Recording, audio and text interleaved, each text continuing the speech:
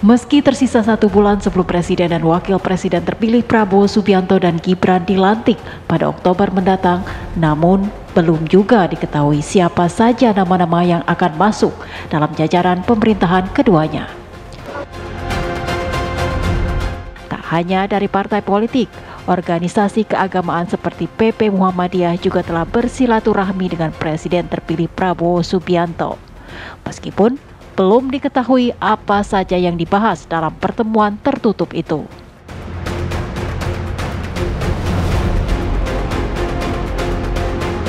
Saya juga belum tahu progresnya sampai mana, karena itu adalah hak prerogatif daripada Presiden terpilih.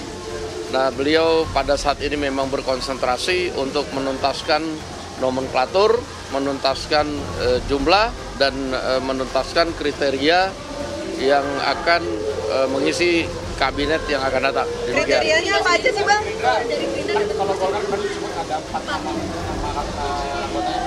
ada nama-namanya nggak, Bang? Ya, kalau dari Gerindra sudah ada nama-namanya, tapi mohon maaf belum bisa dipublikasi. Demikian. Ya, dari Gerindra sedikit lah, sedikit nggak banyak. Semuanya Bumi Tarungan Nusantara, Bang. Ya kan itu dinamis, masih dalam penggodokan. Demikian. Kita lihat aja. Dan saya yakinkan bahwa pasti Pak Prabowo akan mempertimbangkan secara matang dan akan sesuai dengan peraturan perundang-undangan. Masing-masing pemimpin kan punya style yang berbeda, ya.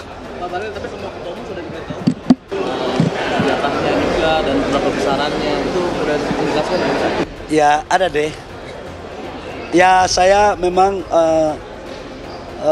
pernah berdiskusi dalam berbagai topik ya. Dan saya pikir tunggu tanggal mainnya aja. Tentu saya tidak punya otoritas untuk bisa menjawab pertanyaan spesifik Mbak Tisa tadi. Yang jelas Pak Prabowo hari ini terus melakukan proses seleksi dan menderifikasi program-program beliau terkait dengan institusionalisasi kementerian yang akan dibentuk nanti melalui program-program yang ada. Terkait dengan jumlahnya juga belum ada yang final terkait dengan hal tersebut. Nama pun demikian, tapi tentu Pak Prabowo memiliki mekanisme sendiri terkait dengan proses rekrutmen calon menteri yang akan beliau percayakan membantu beliau. Beliau sendiri langsung dibantu dengan beberapa tim kecil untuk melakukan proses seleksi dan memastikan menteri-menteri yang akan membantu beliau nanti adalah orang-orang yang punya kapasitas, punya integritas, dan juga punya loyalitas. Dan itu bisa berasal dari partai politik, bisa juga berasal dari non partai politik. Dan kan memang tidak mudah untuk meramu kabinet yang dengan anatomi kebangsaan kita yang sangat kompleks, di mana kita juga harus memperhatikan perspektif geografis, demografis, kemudian historis, pun demikian misalnya keterwakilan perempuan dan sebagainya. Nah, itu tentu pertimbangan-pertimbangan matang terus dikaji dan didengarkan Pak Prabowo dari berbagai pihak. Begitu Mbak Tisa. Baik, kita ke Bang Adis Kadir. Bang Adis, Partai Golkar kan dikabarkan telah mengetahui bahwa kader ini sudah menempati posisi menteri apa saja di kabinet Prabowo Gibran. Apakah ini benar, Bang? Ya, kalau itu kan wewenang ketua umum ya, Pak Bahlil. Jadi tentunya nama-nama yang ingin diusulkan ada di kantong beliau, ada di Pak Bahlil. Kalau selentingan-selentingan sih ya nama-nama udah ada di kantong beliau. Kita kan belum tahu apakah sudah diserahkan kepada Presiden terpilih Bapak Prabowo atau belum, kami belum tahu juga hal itu. Baik, ada berapa nama dari kader Golkar yang diusulkan untuk menjadi menteri di kabinet Zakon Prabowo Gibran ini, Bang? Pastinya saya belum tahu persis, cuman informasinya lebih dari kabinet yang didapat dari kabinet 5 tahun yang lalu. Itu. Oke, baik. Nanti kita akan coba gali lagi, tapi saya ingin ke Buya Anwar Abbas terlebih dahulu.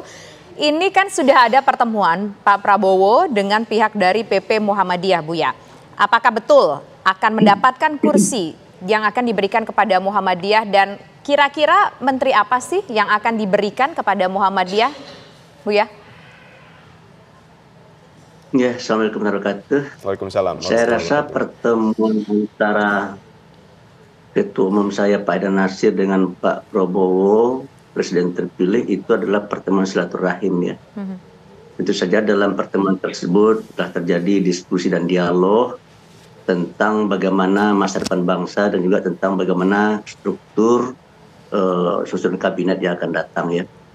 Tapi saya belum tahu persis tentang hal yang terkait dengan masalah susunan kabinet.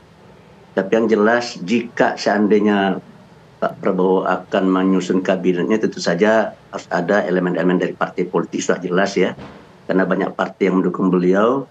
Tetapi yang juga jangan lupa adalah dari kalangan civil society, yaitu dari elemen-elemen golongan apakah buruh, tani, nelayan, dan ormas-ormas keagamaan. Saya rasa harus ada representasi yang dalam kabinet, supaya hubungan antara rakyat dan masyarakat dengan Presiden terpilih dengan Pak Prabowo nanti akan semakin akrab, sehingga kita harapkan ketegangan di antara pemerintah dan rakyat akan bisa diminimalisir, sehingga kita bisa fokus bagi memajukan dan membangun bangsa serta negara kita. Saya begitu ya. Buya, di akhir 2023 dan juga kalau tidak salah di April 2024 kita mendengar bahwa ada selentingan kabar kalau nanti Prabowo Subianto, Gibran Rakabuming Raka terpilih menjadi presiden dalam Pilpres, maka Muhammadiyah akan mendapatkan kursi Menteri Pendidikan. Apakah hal tersebut benar, Buya?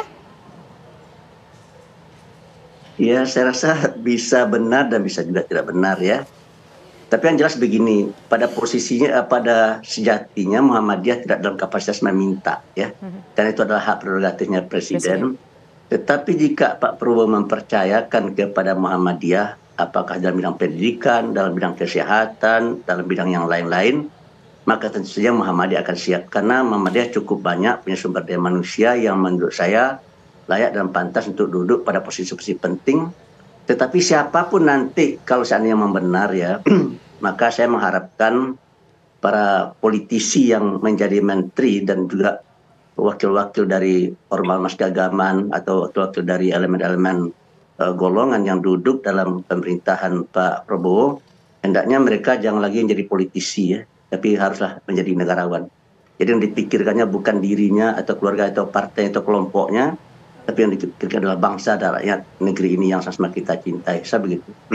Baik Buya, ini kan kalau kita lihat Pak Prabowo ini selalu melakukan seleksi penjaringan dengan mekanismenya sendiri. Apakah sudah ada politisi atau anggota dari PP Muhammadiyah yang sudah mengikuti penjaringan atau proses seleksi dari Pak Prabowo ini untuk masuk ke dalam kabinet? Saya rasa yang bertanya lebih tahu dari yang ditanya, saya rasa ya. Oke, baik. Dia mungkin lebih tahu dari saya. Oh, tapi benar nggak Buya? Ada nggak Buya? Saya nggak tahu banyak tentang masalah itu. Oke. Tapi benar nggak sudah ada yang dipanggil? Benar nggak sudah ada yang dipanggil Pak Prabowo mungkin untuk? Oke. Oke, baik. Nah sekarang kita ingin menuju ke Bang. Tapi yang jelas Pak Prabowo ini adalah seorang presiden yang sangat akrab dan dekat dengan ormas-ormas keagamaan. Ya. Tidak hanya ormas-ormas keagamaan, tapi ormas-ormas juga. Terus ini suatu hal yang sangat bagus ya. Coba pertanyaan adalah ada nggak dari kalangan ormas-ormas keagamaan yang beliau rekrut ke dalam susunan kabinet beliau? Nah, saya rasa mari saja kita tunggu ya. Oke, baik. Nah sekarang kita ingin menuju ke Mas Daniel. Mas Daniel, ini ada seperti apa sih mekanisme penjaringan untuk calon-calon menteri yang akan membantu Presiden Prabowo Subianto dan juga Gibran Rakabuming Raka nanti ketika sudah dilantik? Seperti apa sih proses penjaringannya? Sudah ada yang dipanggil belum sih? Pertama tentu kan ada mekanisme usulan dari partai-partai politik, terutama partai koalisi yang kemudian mereka menyampaikan nama-nama yang akan mereka endorse sebagai menteri. Nah tentu pada akhirnya Pak Prabowo yang menentukan nama-nama tersebut layak atau tidak. Pak Prabowo pasti menggunakan penuh hak prerogatif beliau.